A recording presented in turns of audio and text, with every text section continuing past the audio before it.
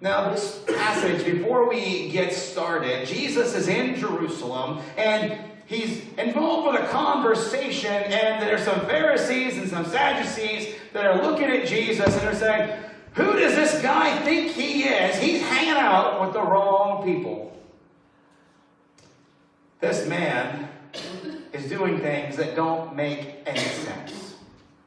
And so Jesus begins to talk about the values of God, the priorities of God. He's going to talk about the lost sheep and the lost coin. He's going to talk about how a shepherd who has 100 sheep until one day wakes up and realizes that one is gone, leaves the 99 and goes in search of the one. Now, how many of you have ever had $100 bills in your wallet? $101 bills? Sure. If you had $100 bills, we should talk. If you ever had $100 in your wallet and you went to shop in Huntington, but you didn't find anything you liked, so you came home, you sat your wallet on the table, and you counted your money, and you realized that somewhere along the lines you had lost $1, would you drive back to Huntington to get it? No? $1 isn't very valuable. That one isn't very valuable when we look at our wealth. We look at our wealth, we look at it from a standpoint of wealth and not poverty. And then Jesus talks about the lost coin, where a woman cleaned her entire house for a penny. Looking for a penny. When's the last time you cleaned your house to look for a penny? When's the last time you cleaned your house to look for $5? When's the last time you cleaned your whole house for a 10? Maybe we might do 10, but generally we look around for 20 minutes and say, I'm done. And we move on. But she cleans her entire house and she looks under everything just to find a penny, because that is out of the poverty that she has. It's about what she has lost, not what she has. So these are the two stories that are going in front of the parable that we're about ready to hear. And so I need you to understand that you've heard this parable before. But don't check out, because the words are important. Listen to these words. All the tax collectors and sinners were gathering around Jesus to listen to him. The Pharisees and legal experts were grumbling, saying, "This man welcomes sinners and eats with them." Jesus told them a parable. A certain man had 2 sons. The younger son said to his father, "Father, give me my share of the inheritance." Then the father divided his estate between them. Soon afterward, the younger son gathered everything together and took a trip to a land far, far away. Pittsburgh. There he wasted his wealth through extravagant living. When he had used up his resources, a severe food shortage arose in that country, and he began to be in need. He hired himself out to one of the citizens of that country, who sent him into his fields to feed the pigs. Oh, he longed to eat his fill from what the pigs ate, but no one gave him anything. When he came to his senses, do you hear that phrase? When he came to his senses, he said, "How many of my father's hired hands have more than enough food, but I am here starving to death? I will get up and go to my father and say to him, 'Father, I have sinned against heaven and against you. I am no longer deserving to be called your son. Take me on as one of your hired hands.' So he got up and he went to his father. While he was still a long way off, his father saw him and was moved with compassion. His father ran to him, hugged him, and kissed him. Then his son said, 'Father, I have sinned against heaven and against you. I no longer deserve to be called your son."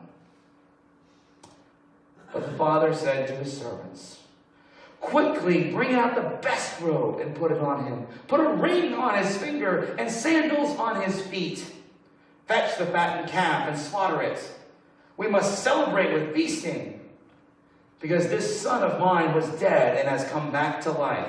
He was lost and now he is found." And they began to celebrate. Now his older son was in the field, coming in from the field. He approached the house and he heard music and dancing. He lived in Beaumont.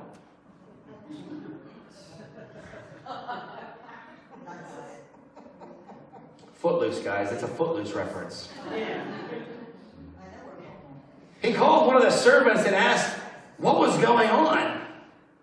The servant replied, "Your brother has arrived and your father has slaughtered the fattened calf because he received his son back safe and sound."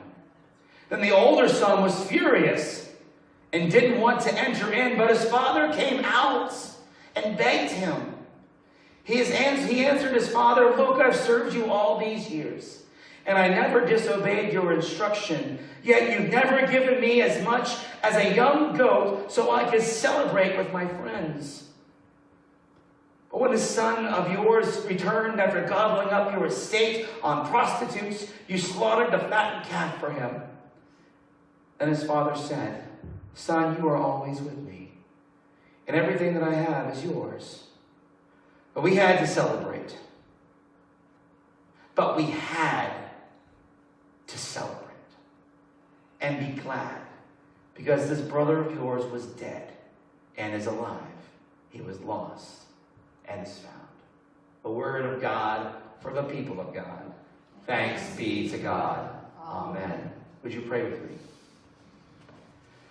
Holy and gracious Lord, pour out your Spirit into this place. Give us, God, your wisdom to understand the word that you have given us, and the courage in our hearts to live it out and apply it to our lives each and every day, that we may be drawn closer to you. Lord, be in my heart and my mouth as we bring the words. Let them be yours. Let them be true. Let them be true and acceptable to you, O God, my strength and my Redeemer. Amen. And Beaumont's in Illinois, by the way. So, for those of you who are experts at Footloose, you should be ashamed of yourselves. So this morning we're going to talk about a few things, but I want to tell you ahead of time that I want to focus on 3 sentences, and they're not even complete sentences, but 3 ideas. The first is, when the son came to his senses. The second being, while the son was a long way off, when he was coming home, the father went to him. He went out first.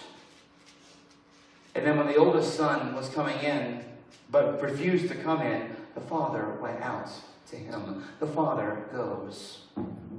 The father goes. Those are the 3 ideas I want you to keep a hold of this morning. How many of you guys have ever had an epiphany? But it was a passionate epiphany that you almost needed an exclamation point. Huh? It was an epiphanation. Have you ever had an epiphanation? I'm going to really try to get that word into the dictionary. It is a passionate revelation. An epiphanation. See what I go? Look at me. Preaching never doesn't work out. Maybe I can write a dictionary. Have an epiphanation. One of the things that I like to look up and think about is, how do we have some of the inventions that we have today? Where did they come from? One of our modern understandings of things that we call pure wisdom or pure genius. How many of you have ever been described as pure genius? Just me? Just me? Modern technology has simplified our lives drastically. Over the last 15 to 20 years, we've seen remarkable changes. But those changes didn't come without struggle. without wrestling, and sometimes without a brick wall in front of you. Do you hear what I'm saying this morning? So we're going to go back a little ways, back more than 15 to 20 years, and we're going to talk about the word eureka. How many of you have used the word eureka? Eureka! Do you know what the word eureka means? Some of you may say it's a vacuum. But the word eureka is an Italian word for I found it. I found it. When taking a bath, Archimedes discovered the Archimedes principle. Ready for this, Taylor? She already knows the answer to this. A method of measuring volume of irregular shapes. With, you ready for this? Water displacement. You see, basically, Archimedes realized that when he stepped in the tub, the water went up. And we call that the Archimedes principle. We use that all the time now to measure weird objects and their volume. Just think, next time you get in the tub, you're like, ooh, look, Archimedes principle. Boom. And already coming to worship has been self-serving, right? Number 2, gravity. Sir Isaac Newton struggled with the understanding of why do things come down? But it wasn't until he was standing in front of a tree and an apple fell from the tree that he realized it didn't just fall, it fell straight down. Like something pulled it. So next time you see something fall straight down, say, oh, look, gravity. Nothing. How about this? Penicillin. This is what I love. Gentlemen, where are my gentlemen? You don't do dishes. You're my dish soakers.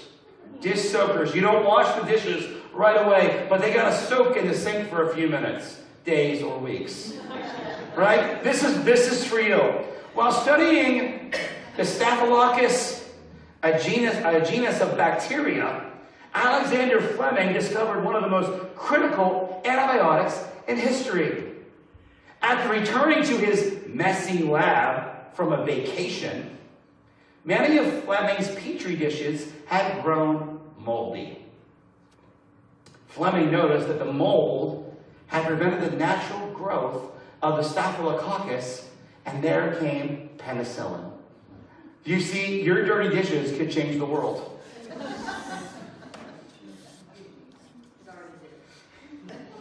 And here's one that you might really find a lot of fun. Percy Spencer was working for the War Department during World War II. And he was working with radar. And he realized that while he was standing in front of an active radar set, he had a candy bar in his pocket, and it melted. And you know what became of that? Boom, the microwave. The microwave. All right? Here's another one, just one more, and then we'll move on. Oh, two more. Because we got to talk about Play-Doh. So in the 1850s, George Crumb, a renowned chef, was attracting upscale customers to Moon's Lake House from around the country. And it was there that a particularly snobby customer, that wasn't any of you, was it? 1850s. Dick, were you there?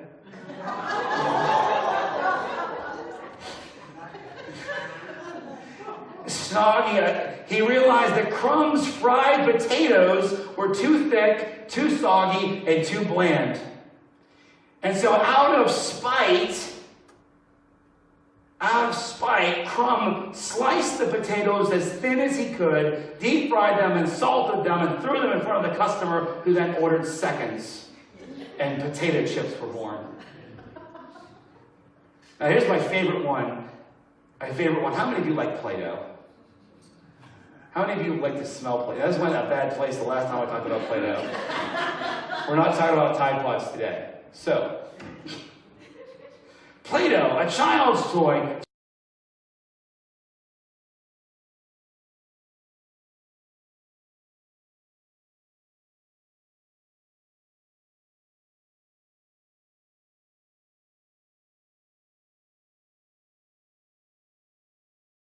Vicker, an employee of a soap manufacturer, came up with a pliable material to remove the soot from the wallpaper.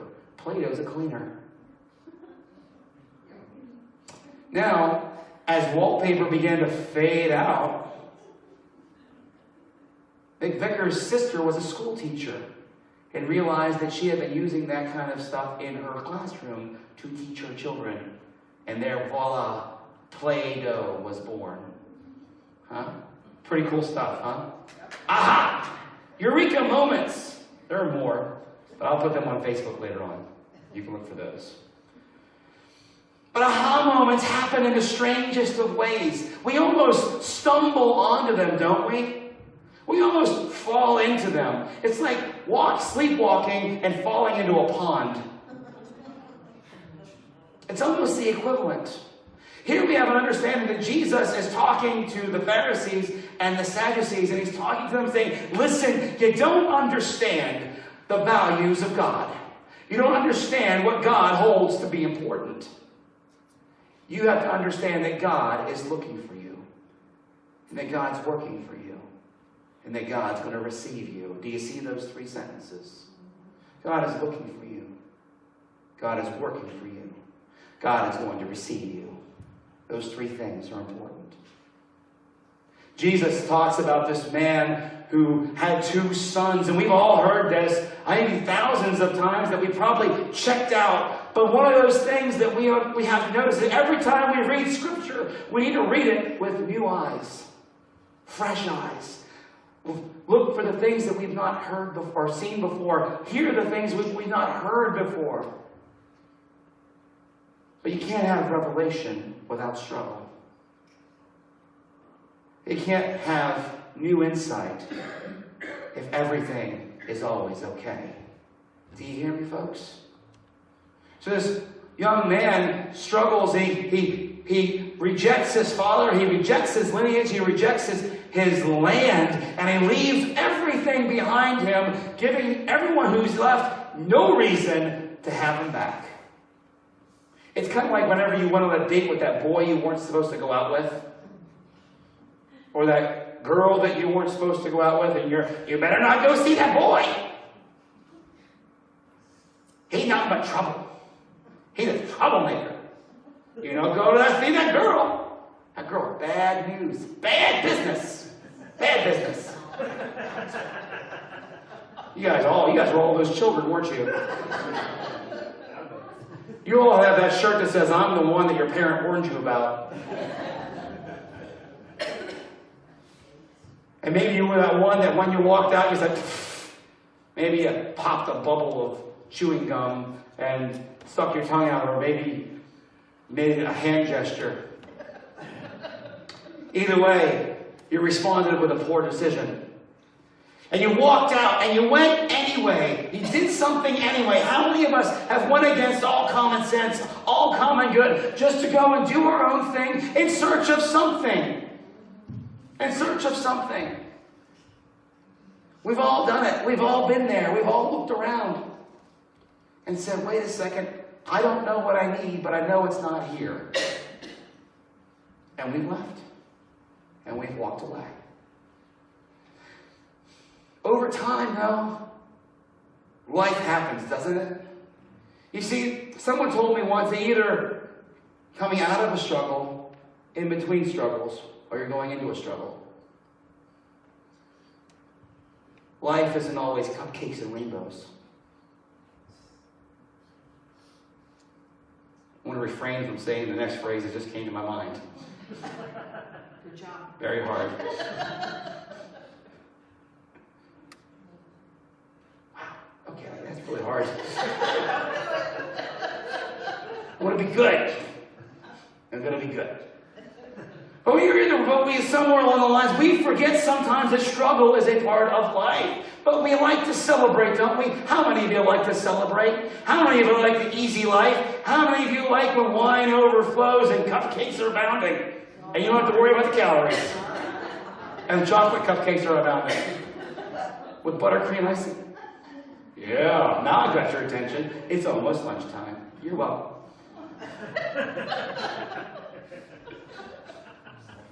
But we all want that joy of celebration. So listen, we reject what we know in search of something new because we were looking for something, but we don't know what it is. I've lost something, but I don't know what it is. I need to go find it. Now this young man rejects his father. He rejects his family. He rejects his lineage. He rejects his land. And he goes in search of something. We'll call it happiness. He goes in search of happiness. And he goes and he spends all of his wealth building these relationships, using his money, showing his flashy money. And he finds himself all of a sudden broke. My old boss used to call people who would get their paycheck and be on Friday night and broke Saturday morning. We call them 10-cent millionaires. That's not demeaning or insulting, but it's understanding that when we get something, we don't realize it's finite. We don't realize that there's only so much until you're out. Autumn's sister-in-law has a sign on her wall in her dining room that says, "I thought I wanted a job, but turns out I just wanted a paycheck." You got to go through the struggle to get the reward. Do you understand that? We got to go through the struggle. We got to go through the hardship. We got to go through the time. But listen, when he's searching for something, when he's searching for what he doesn't understand or doesn't know, he thinks he's going to find it in the celebration. He thinks he's going to find it in this time of joy and partying. But it turns out, it's only finite. And life happens. And life happens. How many of you that has life ever just happened to you? You feel like you're holding on for dear life on the roller coaster down at Hershey. You're not sure what's going to happen. You're not sure when to let go. You're not quite sure how to handle what's coming next. And when he finds himself out of money, out of resources, out of friends, and he is in need, he is alone in a foreign land. He's in the field feeding pigs. He's feeding pigs. And he longs. He doesn't just say he was hungry. How many of you have ever been hungry? How many of you have ever been hungry enough to eat slop? Not that hungry, huh? They longed to fill his belly with the pods. He was struggling. Now it says in one sentence he was hungry, and the next sentence he made a decision, but I'm willing to bet that there was a time of struggle. That there was a time of hardship. That there was a time where he spent battling against the forces that were at work against him. But here's what I love. Is while we're focusing on that character in this story, what's the father doing? What's the father doing? The father's, I can't help but think of a Motel 8 commercial, "We'll leave the light on for you." I can't help but think of him standing on his porch night after night as the sun goes down or as it rises, and he looks down the driveway. But he's not looking down the driveway. He's looking down the driveway, over a hill, through a mountain, and across the land to where he sees his son. And he's conscious of his son's presence. And I'm certain he's wondering what he's going to do. I'm certain he's wondering when he's going to decide if he needs to return. But I'm certain that he's also doing something else. We call it grace. God is working for us. You see, God's looking. God spends his time watching. God spends a lot of time praying that we will have an open heart to return to him. In the midst of our celebrations, that's the easiest time to get rid of God in our lives. How many of you think of God a lot when you're having a good time? Chances are, when we're celebrating our lives, it's really the last one we think about. And then we come to our struggles. But God was there watching for us on the front porch the whole time. God's waiting for us to look his way. God's waiting for us. But God's also working. See, God's not just standing there hanging out with his hands in his pockets. God's working. God's working. God is working things. God's using situations. To use a construction analogy, I think about whenever it comes to building a home. You have a piece of land. Can you build a home with a piece of land the way it is? You got to do something to it, don't you? You got to prepare the land to receive a house. You've got to dig a hole so that something can go in it. You've got to work something so that something can be built. God is not just standing on the porch. God is working. God is working. God's clearing land. God's digging a hole because you're going to receive grace in a way that you've never understood before. It says in the text, he came to himself. He came to himself. He had a what? He had an epiphanation. Good job. He had an epiphanation as he longed to fill his belly with the pods of the pigs. He had an epiphanation when he realized, I don't have to be hungry. I don't have to be in need. I don't have to be in this position. My Father's hired help has it better, and I'm family. I'm family. I'm going to go and throw myself at the mercy of his Father. I'm going to go and throw myself at the mercy of the Father. I'm going to say, hey, I'm sorry. How many of you have problems saying you're sorry in life? But think about it, because you want to know why? Here's the thing. You see, when he's on his way back, when he's made that decision, when he's come to himself, when he's had his epiphanation, he's not worried about what people think. He only knows what he needs. So often, that's what keeps us from coming back to Christ. So often, that's what keeps us from making a hard decision. So often, that's what gets in the way of us making a dramatic change in our lives. We're worried about what other people may think. We're worried about it. But there's a father that's standing on a porch that doesn't think anything. He just wants to make sure that his boy's okay. Do you hear me, folks? Am I preaching badly this morning?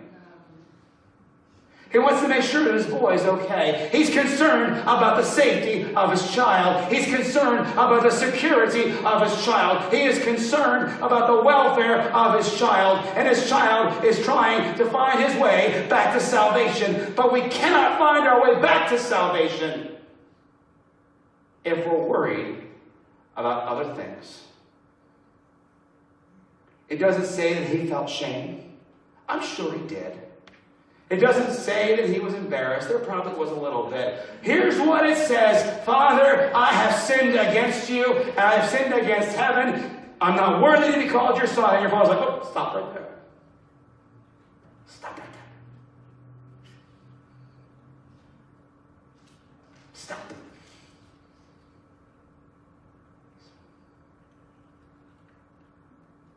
Someone grab a robe. But not just any robe. The best robe. Someone get me sandals for his feet. Someone give him a ring for his finger. You see, so often when we see someone screw up, when we witness someone mess up, we want to say the old, I told you so. Didn't you see that I was right? I knew you'd end up this way. And we begin to bring out and beat down with the shame and the guilt because we want to say, look, I was right and you were wrong. But Jesus says that God is not worried about that. God is not worried about being right. God wants to know that you're all right. I said, God's not worried about being right. God's worried about you being all right. God is not worried about you being right. He is worried about you being all right. Amen. Holy cow. I'm the one that went to bed at 1 o'clock this morning.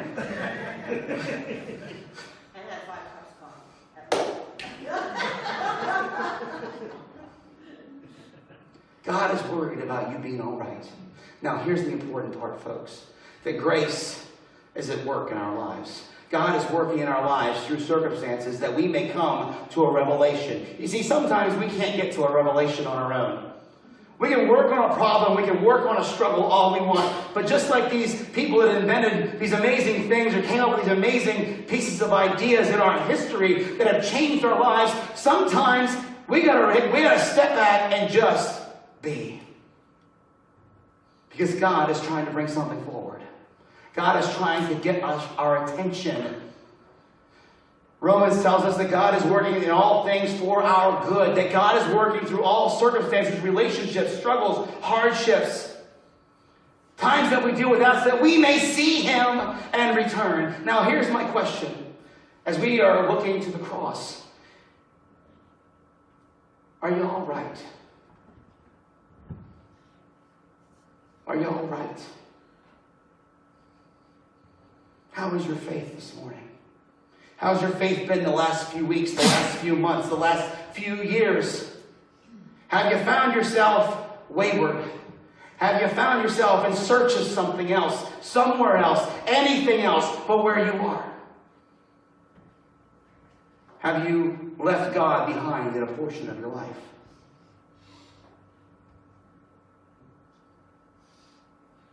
Well, today is a wonderful opportunity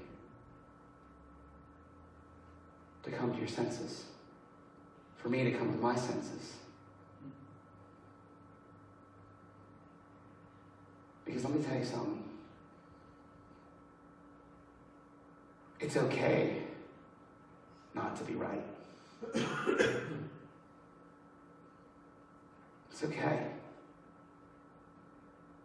As long as you're all right. And how we are all right is when we are falling, hear me, when we are falling into the arms of Jesus. Amen.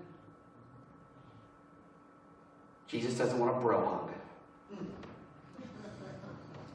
Not a side hug. So, hey. But to fall into the arms of Christ when we're worn out, we're tired and exhausted from the fights, when life has thrown everything at us and we are in a whirlwind of confusion and struggle. When we find ourselves in a foreign land where we're like, wait a second, how did I even get here? We have to realize that there's a God who's looking on the porch. He's looking to us. And He's wondering if you're all right. It's a turning point of grace. You see, we can do anything that we want in this world, but if we are doing that apart from God the Father, we're never going to be all right. We are only all right in the arms of Jesus. What portion of your lives are you holding back from Christ today? Is there something you haven't given Him over to? Is there something that you're trying to hold on to because you think that you're better off in control? That you're better off with making decisions? And if that's the case, I'd like to ask you to reconsider. Make the bold case.